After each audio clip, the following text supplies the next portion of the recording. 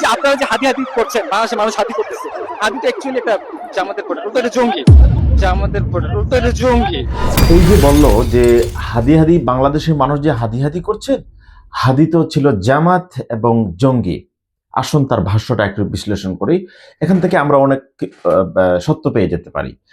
দেখুন, সে শহীদ ওসমান হাদি হত্যার প্রধান আসামি ফয়সাল, তাকে ভারতের আদালতে আজকে তোলা হয়েছিল। তার আদালত থেকে বের হওয়ার পরে সাংবাদিকরা যখন তাকে প্রশ্ন করেছিলেন, তখন সে বলেছিল যে আপনারা যে হাদি হাদি করছেন, বাংলাদেশের মানুষ যে হাদি হাদি করছে, হাদি তো ছিল জামাতের প্রোডাক্ট এবং জঙ্গি। তা হাদি ভাই যে আসলে জামাতের প্রোডাক্ট ছিল কিনা সেটা তো আমরা বলবো না, তবে হাদি ভাইয়ের যে কার্যক্রম, হাদি ভাইয়ের যে কথাবার্তা ধরন, জীবন আচরণ, সেটা জামাতের লোকদের সাথে মিশে যায় বা মিলে যায়, সেটা অন্য কথা।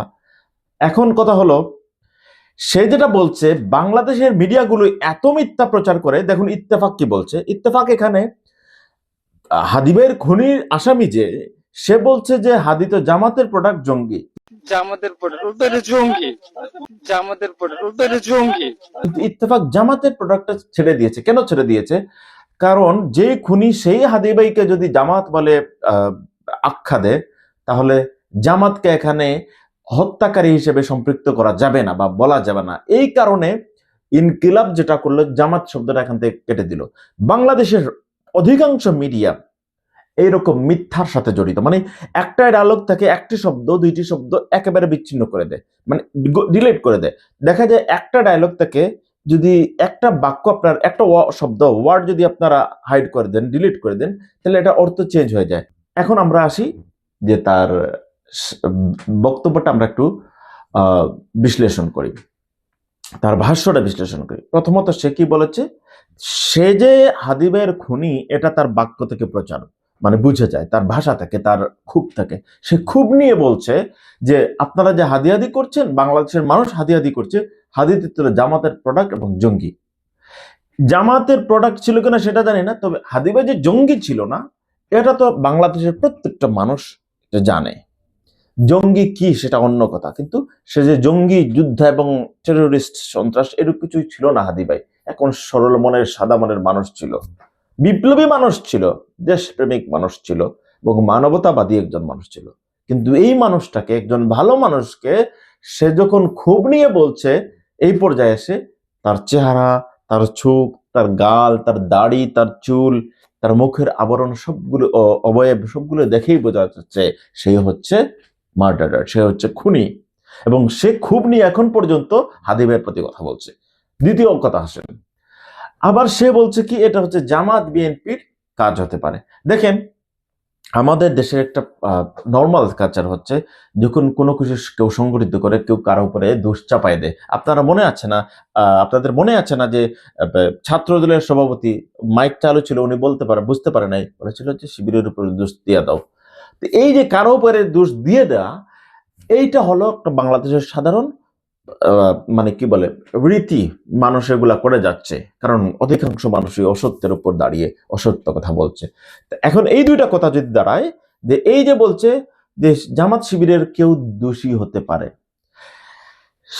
এই কিন্তু ফয়সাল বলতে পারতো বলে অন্য কেউ দোষী হতে পারে, সে কেন জামাত শিবিরকে ইন্ডিকেট করছে? সেখানে আওয়ামী লীগ বলতে পারতো, তার মানে সে আওয়ামী লীগের পক্ষের মানুষ।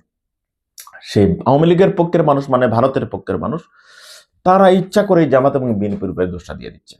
সে বলতে পারে আমি জানি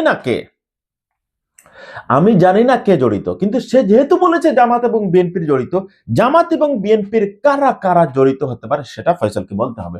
আর যদি সেটা বলতে না পারে, তাহলে সে যে এখানে ছিল সম্পৃক্ত সেটাই প্রমাণিত হয়, এবং আরো কিছু কথা বাকি আছে। দেখেন, তাকে যখন সাংবাদিকরা প্রশ্ন করলেন, হাদি তো অ্যাকচুয়ালি একটা জামাতের প্রোডাক্ট, ওটা একটা জঙ্গি।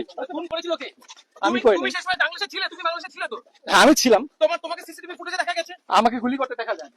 তা তুমি চলে এসছো কেন ভারতে? তাহলে গুলিটা কে করলে ভাই? গুলিটা কে করলো? যে তোমাকে স্পটে দেখা গিয়েছে, ক্যামেরায় ভিডিওতে দেখা গিয়েছে, সে বলছে আমাকে গুলি করতে দেখা যায়নি। সেটা অস্বীকার করছে না যে সে স্পটে ছিল না, সে দেশে ছিল না, সবগুলোই সে স্বীকার করছে। সে দেশে ছিল, স্পটে ছিল, শুধু বলেছে যে গুলি করতে দেখা যায়নি, অর্থাৎ সরাসরি গুলি করতে দেখা গিয়েছে বা গুলি করেছে, এটা সে কিভাবে স্বীকার করবে? সে জানে এটা স্বীকার করলে তার মৃত্যুদণ্ড হবে। পুরোপুরি কথাটা শুনে যেটা বোঝা যায় যে এখানে আওয়ামী লীগ জড়িত, এবং কারণ সে আওয়ামী লীগকে দোষারোপ করেনি, এবং ভারত জড়িত, এবং ফয়সাল সে নিজে সরাসরি সম্পৃক্ত। সেই স্বীকার করছে, সে মনুসম্মতি দিচ্ছে, সে প্রতিবাদ জানাচ্ছে না এই কথায় যে সে স্পটে ছিল। সুতরাং সে স্পটে ছিল এটা সে স্বীকার করে নিচ্ছে, সে তাকে ভিডিওতে দেখা গিয়েছে সেটা স্বীকার করে নিচ্ছে। সে শুধু স্বীকার করছে না যে সে শুট করেনি বা সে গুলি করেনি। যেহেতু সে শুট করেনি বা গুলি করেনি, কিন্তু মোটরসাইকেলে সে ছিল, সে সেটা বলছে, তাহলে তার সাথে কে ছিল, কে শুট করেছে সেটা তাকে বলতে হবে। কারণ এখানে স্পটে তারা দুজনই ছিল, এবং সে, আমরা জানি সে শুট করেছে, আমরা যেটা বিশ্বাস করি, আমরা যেটা ভিডিও থেকে অ্যানালাইজ করেছে সবাই, সে বলছে সে স্পটে ছিল, মোটরসাইকেল ছিল, সে গুলি করে নেয়। তাহলে তার সাথে লোকটা কে যে গুলি করেছে? যদি সে গুলিকারী নাও হয়, তাহলে যে গুলি করেছে তাকে সাথে মোটরসাইকেল ড্রাইভ করে নিয়ে রিক্সার কাছাকাছি নিয়ে গিয়েছে, সুতরাং সে তো murderer, one of murderer. So এইখানে এটা নিশ্চিত, এটা প্রমাণ করতে কোনো প্রমাণ করার জন্য আর কোনো বিশ্লেষণের প্রয়োজন হয় না।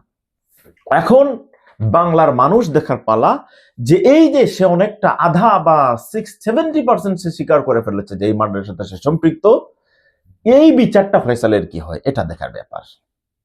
আর দয়া করে জামাত, বিএনপি বা কারো নামে প্রমাণ ছাড়া চাপাই দিয়েন না। আসল আসামি যে মার্ডার করেছে তার আমাদের বিচার চাই, ন্যায্য বিচার চাই, ন্যায় বিচার চাই, যাতে বাংলাদেশে এরকম কেউ আর না করে। এবং তাকে যারা ইন্ধন দিয়েছে অবশ্যই আমরা তারও বিচার চাই, কিন্তু কোনো নিরপরাধ কোনো মানুষ, কোন দল যেন এখানে ফেসে না যায়। কিন্তু প্রকৃত হত্যাকারীর একেবারে সর্বোচ্চ শাস্তি না দিলে ভবিষ্যতে মানুষ এইভাবে টাকা নিয়ে বা যে কোনো ভাবে হোক মানুষ আরো হত্যা করবে।